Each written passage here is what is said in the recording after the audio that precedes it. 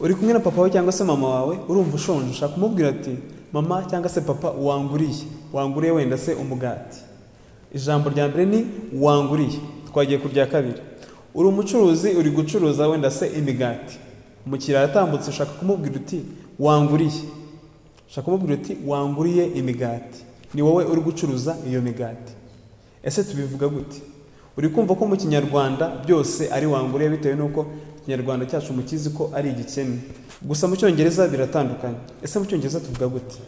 Ijambo rya mbere twagiye aho ugiye kubwira mama wawe cyangwa se papa wawe uti wanguriye umugati. Twagiye turavuga ngo Mom, can you buy me bread?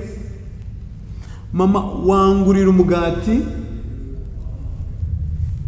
Buy me bread. Ngurira umugati ndashonje. Tutarajya ku ijambo rya kabiri banza wumve kano kantu. Do you give your brother any tips on how to be mayor? Yeah. Like what? When you shake people's hands, you shake them with the right, and when you talk to them, you look them in the eyes. Wow. Kandi wasanga nta kintu wumvishemo kandi wararangije cyangwa se ukiga secondary cyangwa se university ariko akaba nta kintu wumvishemo. So amasomo ameze nk'aya nayo turi kuyatanga, turi kwigisha uburyo ushobora kumva abene rurimi bikoroheye, aho tukwigisha ibanga bakoresha bavuga bihuta n'uburyo bakonekta amagambo kumva nta kintu uri kumva kandi nyamara bari kuvuga ibintu byoroshye. So jya kuri YouTube channel yacu yitwa God's Fast English, ayo masomo urayasangaho. Katujye ku ijambo rya kabiri. Ijambo rya kabiri ni to buy from. Twagiye to buy from. Can you buy bread from me?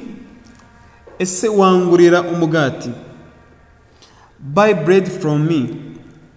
Ngurira umugati. Ni uri gucuruza, ngurira umugati. Wenda sura umukiriya uri gupasinga, ndakubwiye uti ngurira umugati. Ikindi nimba wifuza kuza muri groupe yacu yo kwiga Icyongereza aho abanyeshuri bacu bitoza kuvuga Icyongereza, jya kuri YouTube channel yacu n'ubundi yitwa God's Fast English. Ujye kuri video iyo ari yo yose, uyikandeho, ujye muri comment section, uraza gusangamo link na pininze, uyikandeho irakujyana muri group. Thank you for watching.